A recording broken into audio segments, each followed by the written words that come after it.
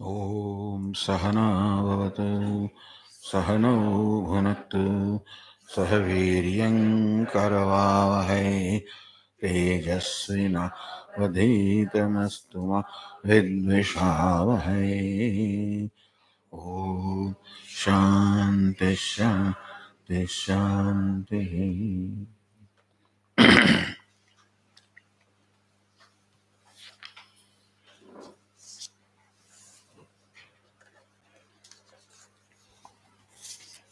Yesterday's?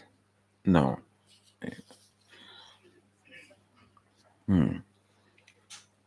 How exactly does non-acceptance of myself create the feeling of limitedness?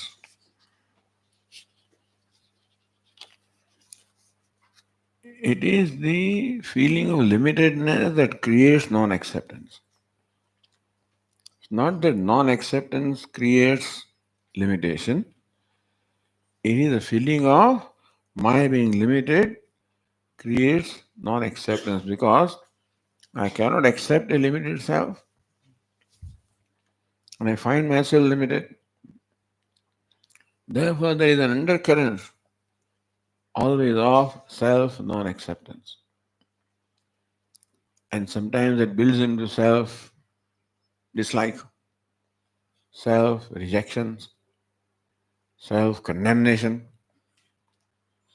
This self non acceptance, and ultimately all emotional problems, including depression, is the ultimate result of the self non acceptance. And therefore, self acceptance is the answer to all emotional problems. Well, I have a problem in accepting myself because perhaps in course of my upbringing, I've been told what I am and how I am no good. So if this kind of a complex is created in me that I am not good or not good enough, then I start believing because a child starts believing what the child is told. In that case, understand that there is an undercurrent of non-acceptance in every human being because we are conscious of ourselves. The self that I am conscious of is limited. So I know that I am a limited being. However, the degree of self non acceptance will vary with people, and that sense of limitedness may create a lot of non acceptance in somebody, medium, limit, little, and so it is a limitedness that creates a feeling of non acceptance, not the other way around.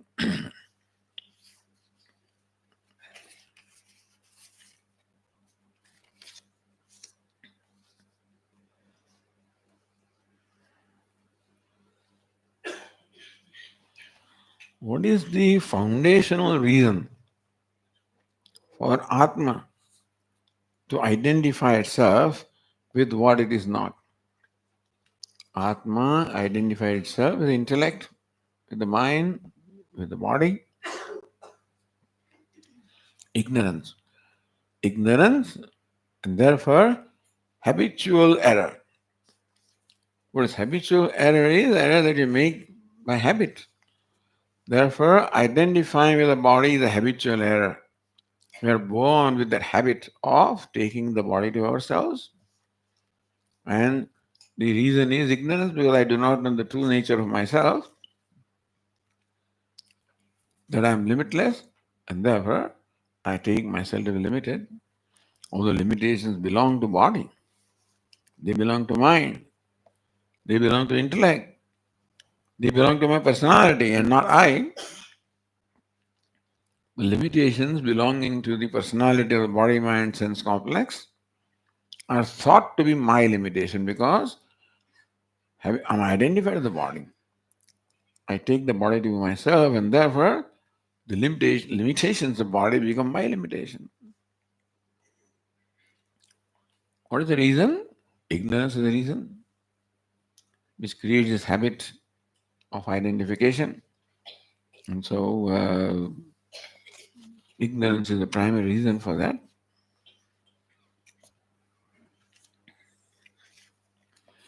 In case you want further clarification in this answer, just raise your hand.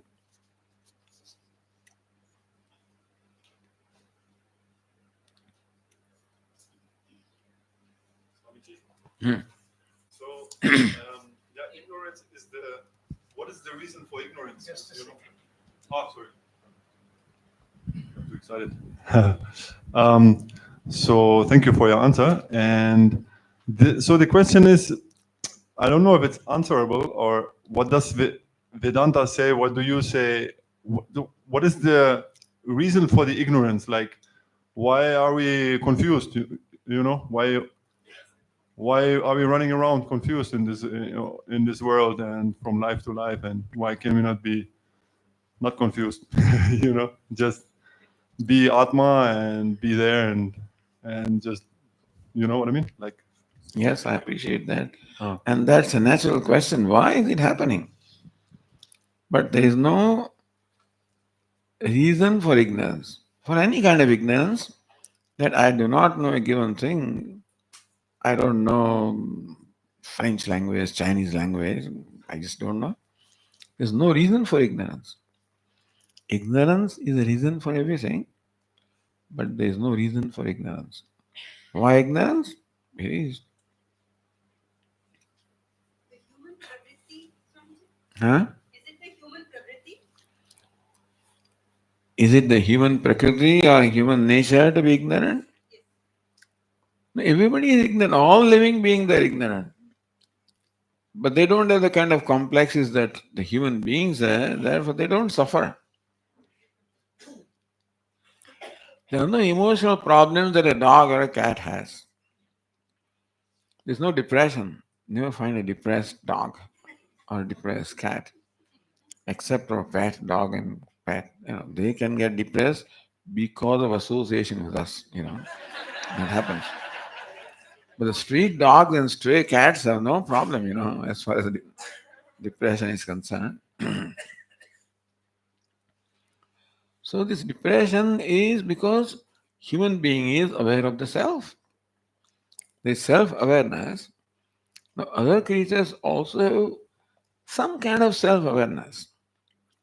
That a dog knows that it is a dog or whatever it calls itself. And that way it behaves in some way with a dog and a different way with a cat. So that shows that the dog also must have some kind of self-awareness. But not the extent of self-awareness to create complexes. The self-awareness that human being has results into various complexes of being limited. Because our sense of self-awareness is very advanced. So we are the most advanced creature having self-awareness. And the price that we pay is that the degree of self-awareness creates these complexes of being limited and self-non-acceptance.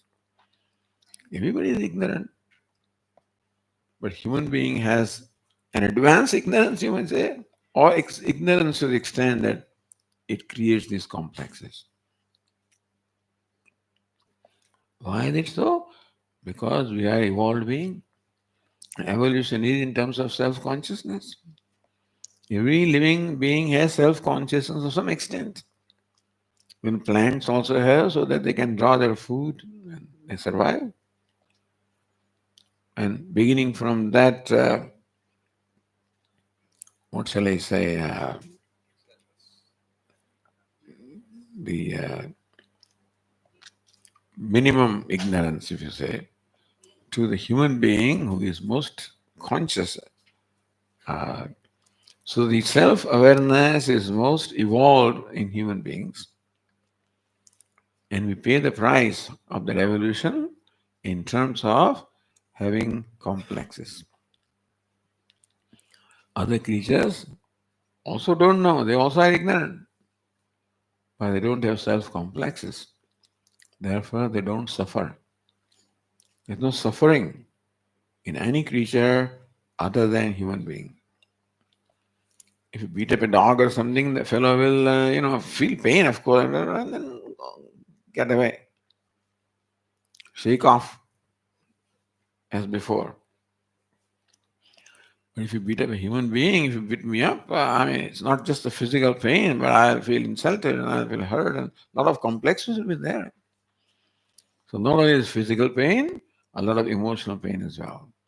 This emotional pain business is not there in creatures other than human beings. So that way, they are blessed. Ignorance is bliss of that nature. Swamiji, what would you call like a cat in the park and that you kind of show lovingness and they come near you? And the moment you try to do something like a stick or something in hand, they run away from you. What would that come under what category? That is awareness of being. Yeah, that self-awareness is there. Love for life is there. And love for happiness is there. So then when you show some food or something and your love, it feels a love. And so it is happy. Hatred makes them unhappy. So those feelings are there. In us, it is very advanced. For me, all that is needed is an expression on the face, That won't bother a quiet or a dog, But we are so sensitive. If I'm giving a class and somebody's not listening to me, they're looking at the ceiling, counting the beams, etc. I feel hurt, feel rejected. You mean this column is more important than me?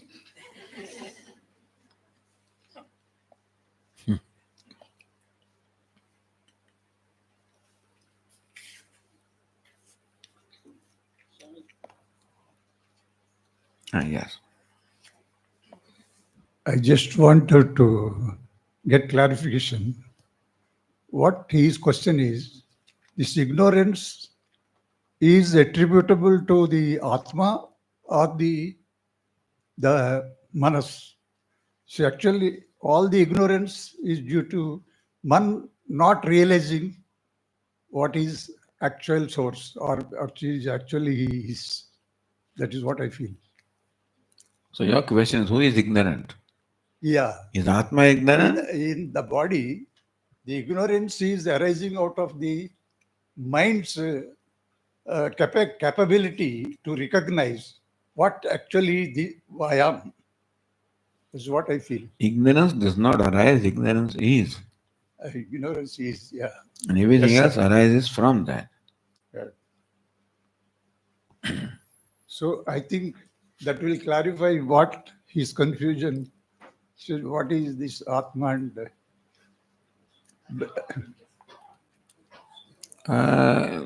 I don't think he had that kind of a confusion, but I think his confusion is answered. Your question is answered, isn't it? Or something remains? As best possible, I think. As best as possible.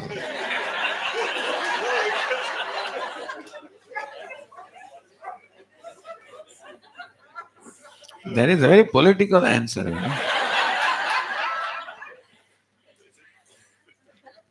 How can you tell the Swami that your answer is not proper?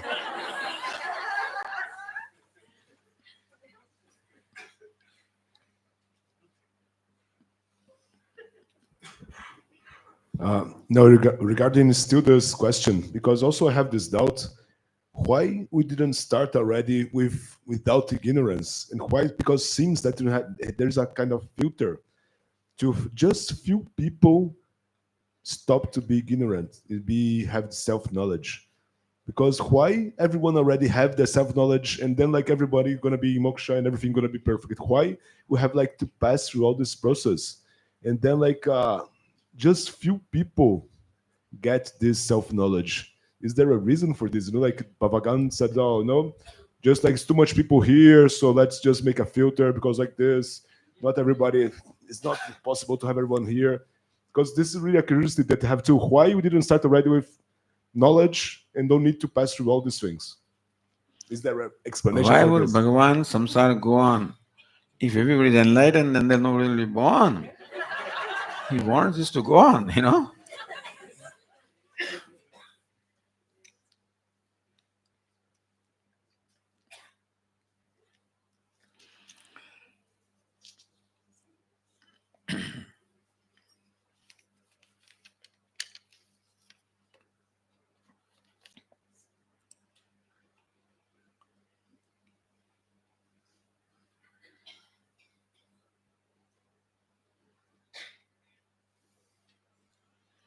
What is the state of coma? Is it swapna? Is it sushupti? Or any state in between? Maybe a doctor can tell us.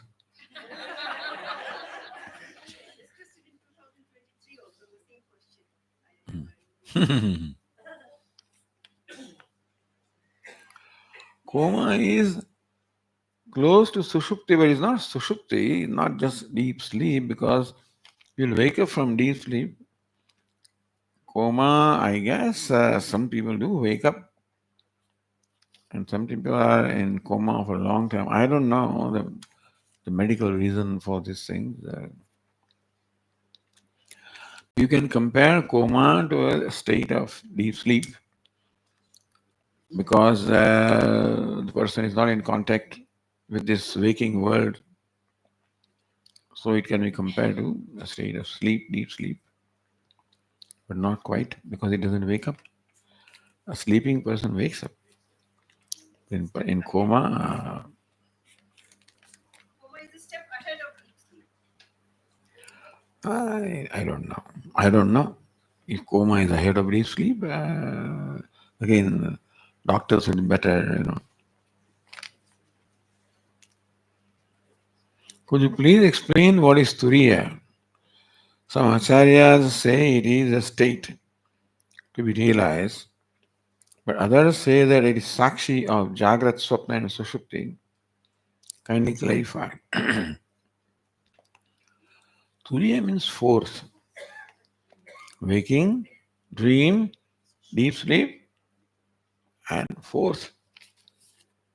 It's not fourth, it is the one. Turiya means the very self. When identified as the gross body becomes a waker, identified as the subtle body becomes a dreamer, identified as the causal body becomes a sleeper. But without identification, is Turiya, is Atma. And so Turiya it means fourth, Chaturiya. And it's not really four. If you count the waking, dream, deep sleep, you cannot count Turiya is not the same class. These three states are in the states of ignorance, and Turiya is the true nature. Therefore, you cannot call it force. It may just tentatively called force. It is the one. It is the one who is Turiya, undergoes waking, dream, deep sleep. But they're all different roles. Waking is a result of the role. Dreamer is another role. Sleeper is another role. And who is playing all the roles? What we call Turiya is the one, self is playing all these roles. Swamiji, Turiya could be there for coma patient. They are constantly in Turiya. If they are not in any of the three stages. No. Yeah, I'm saying, Turiya is, everybody is in Turiya. The Turiya means the fourth, meaning one who is enlightened. One who knows, right now I think I'm a waker. A dreamer and sleeper is okay, but then in waking state, we take ourselves wakers. Turiya is the one who knows that I'm awakened. So no identification. He's an enlightened person who's become free from identification with the body, etc.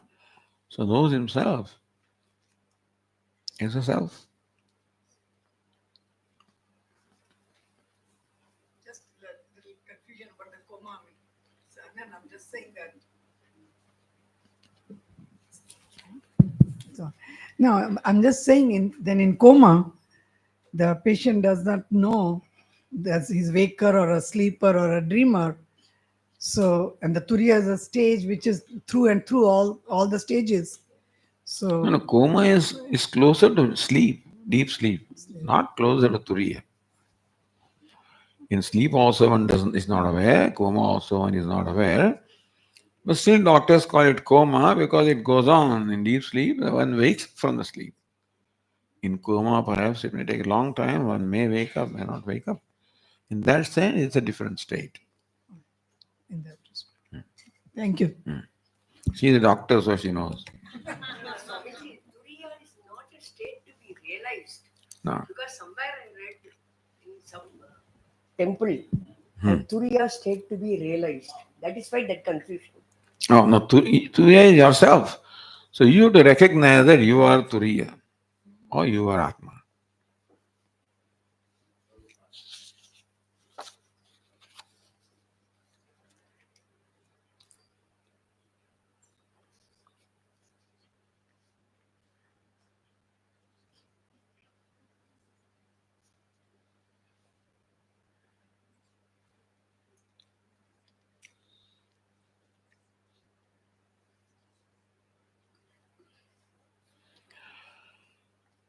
Can we say that our dream experiences are created by our karma? Yes.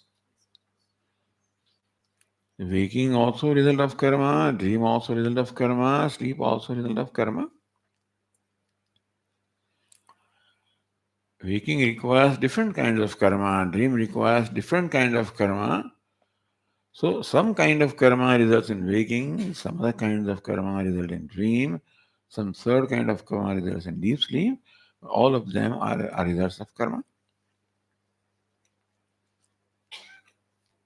So we don't exhaust any prarabdha in dream state. Because you can exhaust prarabdha provided you do karmas that are willful. In dream there is no will. Dream just happens. So we do not exhaust any karma in dream. You may say you may exhaust some karmas, perhaps because of the experiences there, but dream is a result of our prarabdha. And sometimes they say that in dream also we exhaust some prarabdha because we go through various experiences, etc. Perhaps.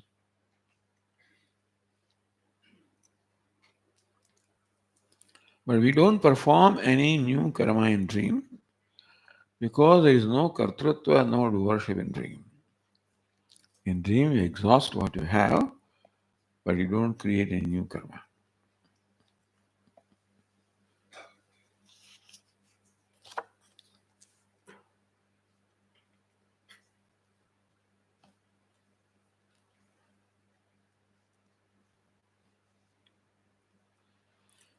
How does a person who is born blind, whole waking state is never illumined by sun or fire experience, and see or have a dream state? Does Vedanta throw light on this? What does a blind person see in the dream?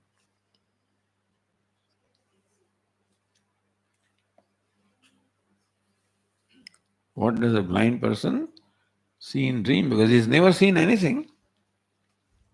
He's no samskara of having seen something. So it's a good question. What is the nature of dream of a blind person who has never seen the light? Blind person also is thinking, and therefore his thinking can create dream experiences. But I do not know that whether he can dream that he is a sighted person, because he does not know what a sighted person sees. So, what's the nature of dream of blind person is an interesting question. They're all, in my opinion, just what shall I say, academic questions. But anyway, I guess they also arose. This question never arose in mind because I don't care for most of this thing. What does it matter? But that doesn't mean I should dismiss your question.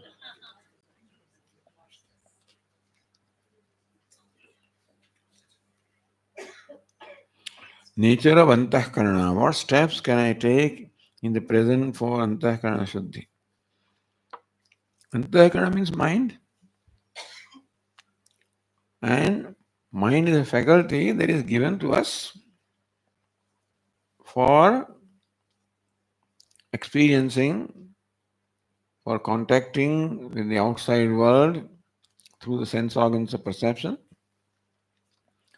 responding to the outside world through actions of organs of action. Mind also has feelings, it also has thoughts, it also has determination. So mind has these four faculties: manaha, buddhi, chittam, ahankara. Manaha, you can say emotional faculty. Buddhi, you can say the intellectual faculty. Chittam, the remembering faculty. Ahankara is the asserting faculty.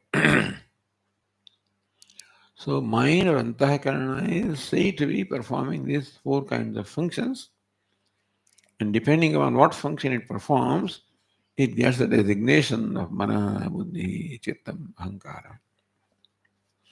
Ahankara, by the way, the mind can be divided into two groups. Mind has two aspects in it. One is subject, other is object. So very often we find ourselves talking to ourselves, thinking of ourselves, advising ourselves, etc. So there are two basic things in the mind. One is ahankara, the subject, and rest is object. Object may consist of memory, object may consist of decisions, object may consist of emotions. All other vrittis or thought forms are in the form of object. Ahankara is subject. So ahankara is not in the same category as others because others are all objects. Ahankara is subject. They just routinely say mana, buddhi, chittam, ahankara. Ahankara is not in the same category as mana, buddhi, chittam. You follow?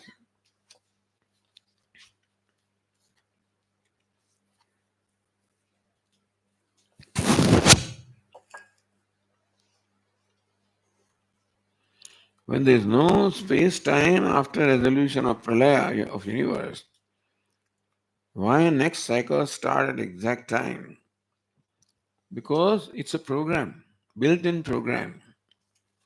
Prakriti or nature is cyclic. Creation, sustenance, dissolution. Creation, sustenance, dissolution. The cycles go on from the time beginningless, will go on until the time endless. Creation, sustenance, dissolution. What's the span? From beginning to end? I mean, it's a huge time span of billions and billions of years. What is one cycle of Prakriti is hard to calculate. But, well, tentatively it is said that one cycle of one kalpa or one cycle is 100 years of Brahma, the creator. Every year of Brahma is 360 days. Every day, of course. Now, to get an idea, the human years of the Brahma's one day is 8.4 billion human years. Brahma's one day is 8.4 billion human years. Multiply by 360, that is Brahma's 1 year. Multiply that by 100, Brahma's lifespan. It is sometimes 27 or something like that, I did calculate one day. But that's the span of the kalpa, and then that's a cycle. If that helps you. How to gain Brahmanistha? First, we must gain Brahma Jnanam, knowledge of Brahman. And once you gain the knowledge, then keep on repeating that in your mind. Nishtha or abidance you get by constant abhyasa, constant repetition of something. So gain the knowledge of Brahman, I am Brahman. And keep on keeping in your mind, keep on that thought revolving, I am Brahman, I am Brahman, I am Brahman. What comes in the way of the nishtha is the dehata buddhi, identification of body. So we must create another nishtha, identification of Brahman. And that should also take to that extent that we have the identity of the body. Identification of Brahman should become the same nature to replace that body identification. That's how we get the Brahmanistha. By Nididhyasanam.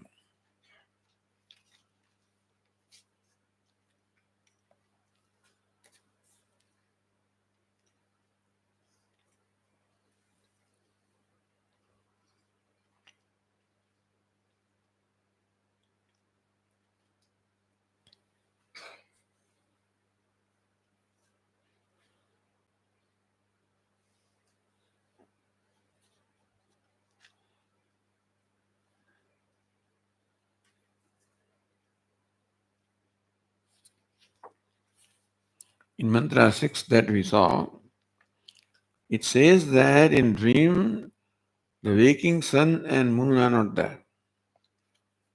The sun and moon all have set when the dream state begins. But it is asking how the work is being done. In the dream also, person sits at home, goes out, performs the chores, and comes back. As it in the waking state, the dream state also a similar scenario is there. Why is it so? Because of the samskaras of the waking. This is what we do routinely in the waking. Therefore, those samskaras or impressions are there, and therefore the dream world is created based on those impressions. So you find the dream also following our pattern of waking. Dream is not some new kind of world. The dream world also follows the pattern of waking, and we find ourselves doing similar things, sort of not the same thing, but similar things in dream also.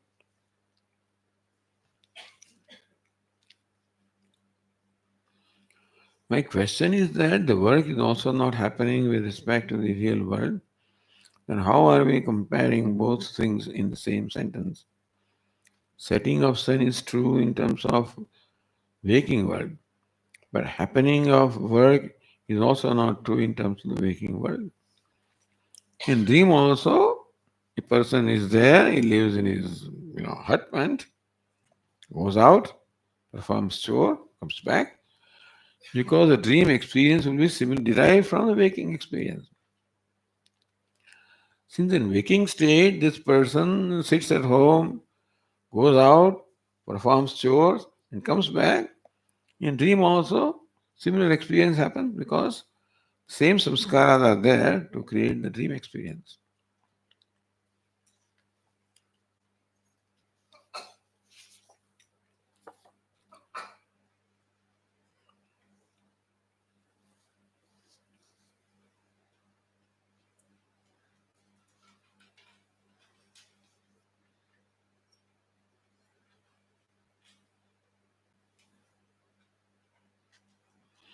When I drop the notion I am not the 10th person, I do not forget that.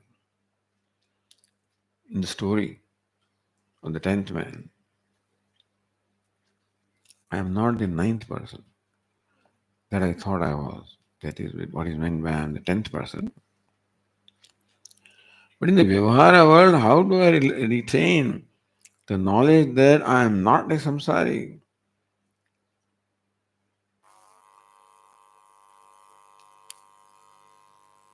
Alpagnya jiva.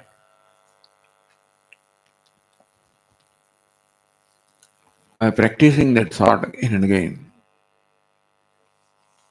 10th man story doesn't require practicing thought, But here, because of the habitual identification of the body, even when I gain the knowledge I am Brahman, that habitual error takes over, and then again I seem to as though forget.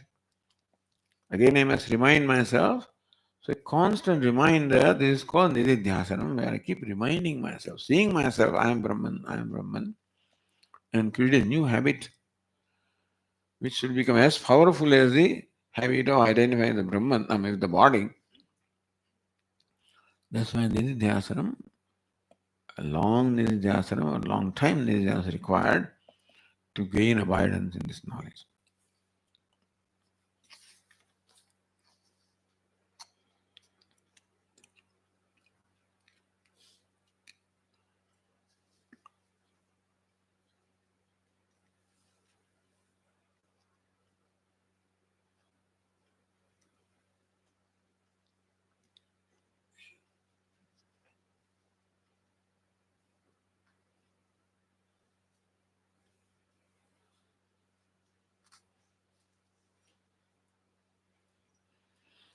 Swamiji in the mantra 6, the 5 adjectives are given: Vijnanamaya, Praneshu, Rudi, Antarjyotihi, Purusha. Each implies that Atma is different from the gross and subtle elements. How does this Viveka apply for the adjectives Antarjyotihi and Purusha?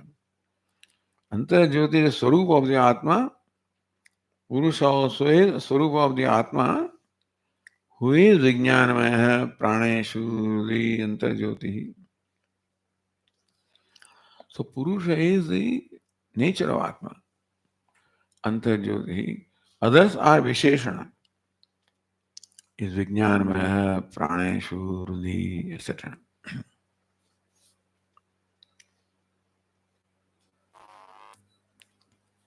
So, Swamiji, 5 names are used, of which 3 are Visheshana and 2 are Swarupa.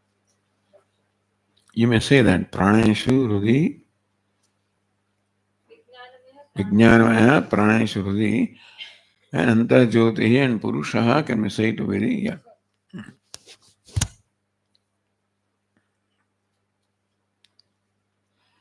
In mantra 7 it is said this Atma transcends Mrityu. Ajnanam in dream, but even in dream, Ajnanam as the cause remains. So how Mrityu, how do you understand here? What is meant by transcending Mrityu is transcending the gross body. So dream experience is possible when you transcend or give up identification of the gross body. And that was called Mrityu. The word Mrityu was used for that purpose because Mrityu means ignorance actually. Ignorance causes this identification. So that ignorance remains, but a particular identification is given up and a new identification happens in the dream state according to karma.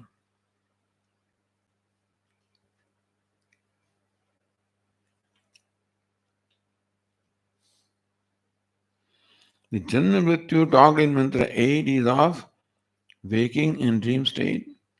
Janma Mrityu are of waking state basically.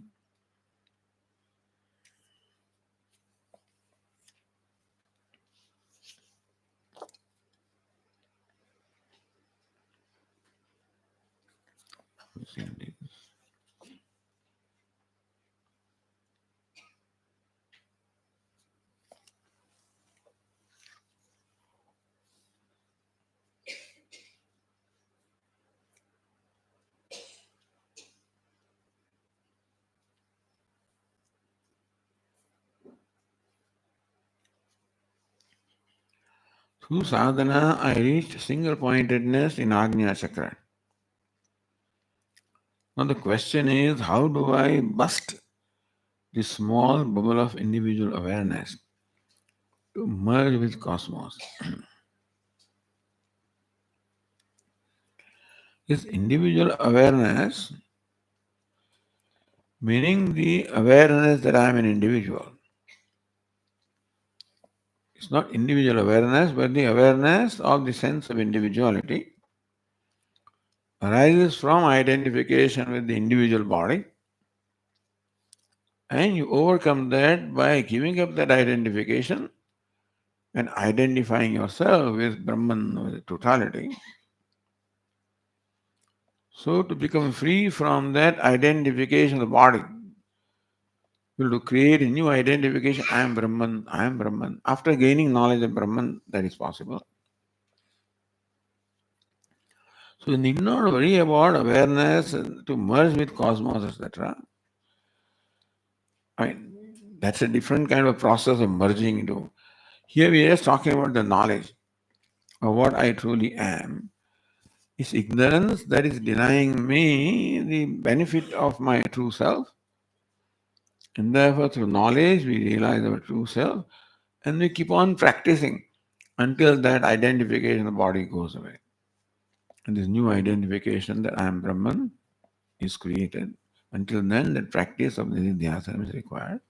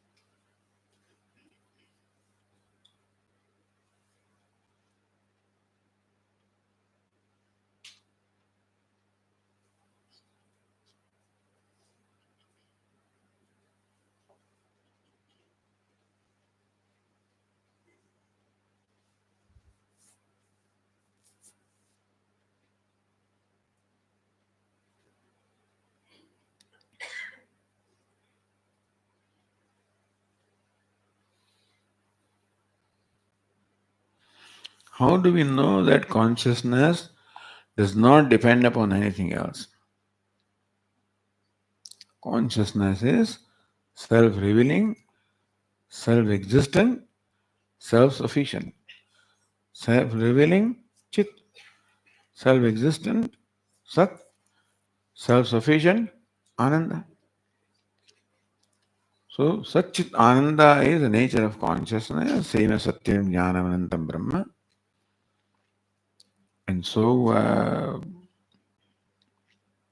consciousness does not depend on anything else, it depends on what you mean by consciousness. They say consciousness of flower. That is the state of mind, and vritti or a thought of the mind, that does depend upon the flower of the mind. But that which enables you to become conscious about this flower is consciousness. It is a consciousness because of which you become conscious of anything.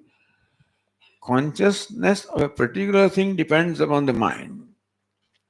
Just consciousness doesn't depend upon anything, but consciousness of a particular thing requires a thought of the mind. So that consciousness, the consciousness of flower, depends upon the vritti or the thought of flower. But consciousness as such does not depend upon anything. Consciousness of a particular thing requires a particular thing. So how does it take place? As is explained, my mind goes out through, let us say, my eyes. Context is flower. The mind takes the form of flower, and thus a flower thought is created in my mind. That's when that process is complete, then I become aware of the flower or conscious of the flower. So that is a particular consciousness which requires all this process to take place. But conscious itself is self-existing, self-revealing.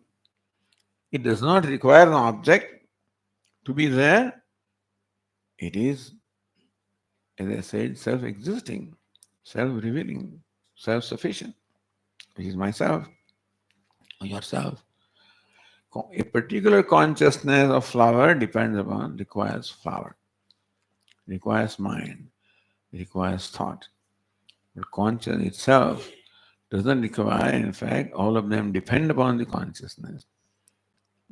Consciousness does not depend upon mind. You become conscious of mind. You become conscious of something when consciousness is there in the first place. Does it make sense? It's a very long essay here. The object depend on light, etc., etc. But then this is what I got from this. One second. Please speak in the microphone. Just a minute.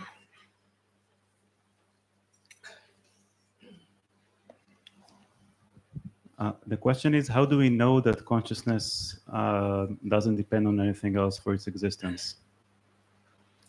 How do we know that that consciousness does not depend upon anything else? If consciousness depends upon something, then what does that something depend upon? Upon something else. What does that something else depend upon?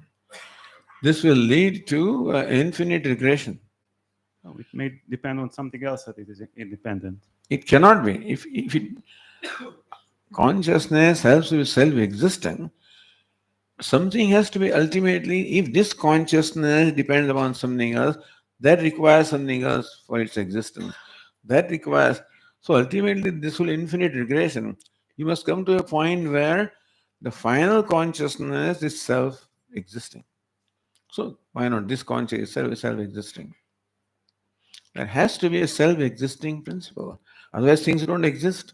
Yes, but why is that self-existent thing consciousness? Yeah, because there is existence. How do you know that the flower is? How do you know that flower exists? Because I see it. Exactly, when you become conscious of flower. That flower exists is determined when you become conscious of flower. When can you become conscious of flower? What's the question? When the flower is, then you can become conscious of flower. If flower is not there, you cannot become conscious of flower. To become conscious of flower, the flower should be there. How do you say the flower is there? When you become conscious of flower. Just think about it. How do you say that flower is? Because you become conscious of it. But then when can you become conscious? When the flower is there in the first place. So is, to be, and consciousness, they are not separate. You see the flower because it is because you see it. How does a flower is? Because you see it. When can you see it? When flower is. You follow what I'm saying? When can you say flower is? When the flower exists. How do you determine flower exists? When you become conscious of it. So I know the flower is because I see it, but I don't see how it is because When you see say it. I see the flower means I become conscious of flower. Yes. So you become conscious of flower, then you know that flower is. But when can you become conscious of flower? Only when the flower is. Yes, but it could exist without me seeing it.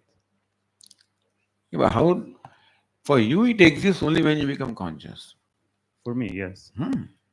That's all that matters. But for the flower, For the flower, it could exist without me seeing it.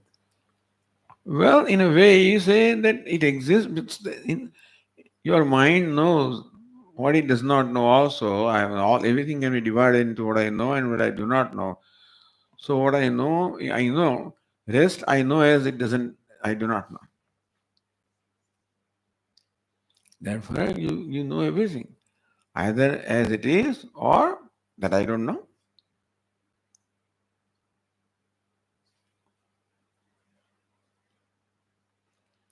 But simple thing to answer your question, that you can become aware of flower when the flower is, and that the flower is can determine when you become aware of it. So awareness and existence always go together. You cannot become aware unless something exists, and that it exists is determined only when you become aware. So awareness and existence go together. In awareness, they come together. Yes. In awareness? In awareness, they come. Awareness comes together with existence, but outside But of you say that in awareness, awareness exists. In awareness means what? I mean, we are only aware of things existing together. I mean, when we are aware of them, we are not aware of things existing when we are not aware of them. That is obvious. You do not know that they exist when you're not aware. Yes. You do not know that they exist. That doesn't mean they don't exist. So if they exist without me being aware of them, Yes. how?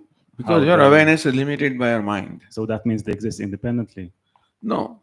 Your awareness is nothing but a state of mind. When you say you are aware of flower, it is the mind which takes the form of flower. That's how you become aware of the flower. So the awareness is limited. That's not the infinite awareness becomes limited to the flower, then become aware of flower.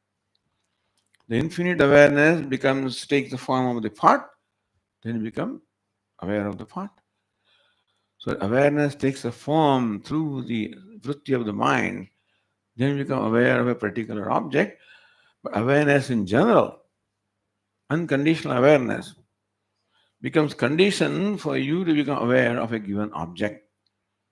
Otherwise, unconditional awareness doesn't depend upon anything.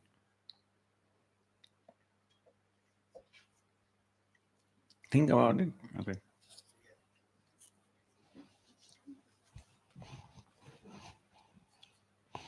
So, I mean, lots of questions are there, and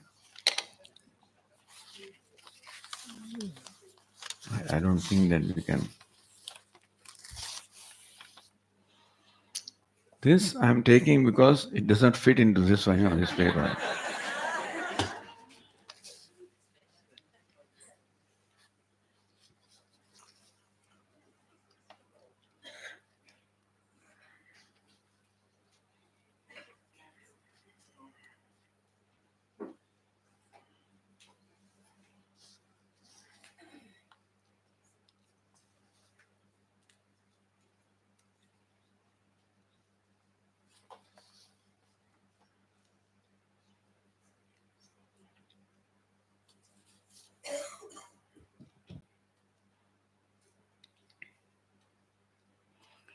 During today's lecture, you spoke of the dreaming, waking, and deep sleep states. When a dreamer awakes, the dreams disappear, being wholly a creation in the mind of the dreamer. Is it the same when a person who is awake goes to sleep?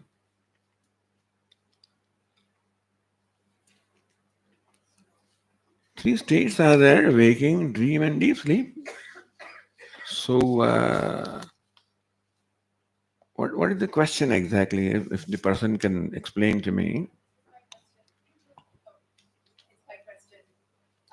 And then the microphone comes to you. Please speak into the microphone.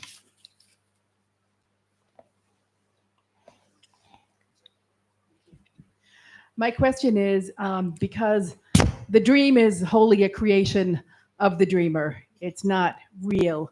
But in our waking world, we also say that everything is mithya. So when a person is in the state of being awake and then the state changes, so they go into deep sleep, for example, because everything is mithya, not really real, is it the same as the dream state where it kind of just goes away? You can, what we call waking, you can call universal dream if you want to. Our waking can be called a universal dream. cosmic dream, our dream is individual dream. In that sense, both are projections. Dream is a projection of the dreamer, and waking is a projection of dream is the projection of the individual mind, the waking is the projection of the cosmic mind. So when you are dreaming, for you the dream world is real at that time. Similarly, the waking world is real when we are awake, which is the cosmic dream. So from this dream, fortunately, we can wake up to a true nature. The dreamer doesn't have that kind of a facility, but the waker has. Okay. Continuing from one of the previous questions.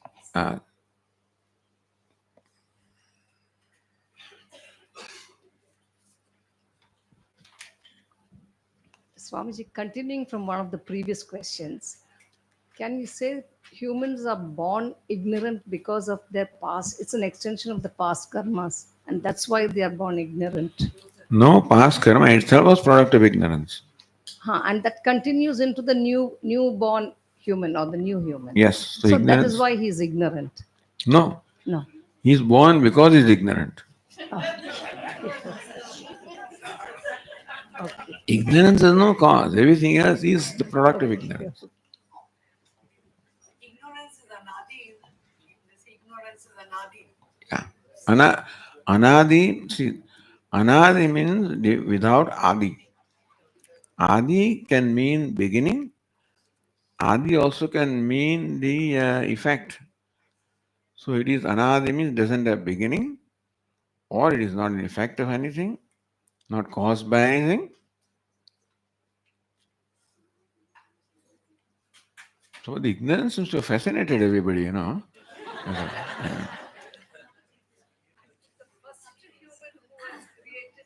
Been pure without any. There is no first human, there is no first thing. Imagine, because for something to be created, something must be there. So for the first to be created, what is there? There is no such thing as first, understand? There is no such thing as beginning. No such thing as first. Bada Swami said that is why the measure of time is second, you know, I would say. He used to joke, but then the thing is that, so time unit is second. There is no first. You can't imagine first. Okay. Om Purnamada Purnamidam Purnat Purnamudachyate Purnasya Purnamada Purnameva Vashishyate. Om Shanti Shanti Shanti Hari Om Shri Gurubhyo Namaha Hari Om.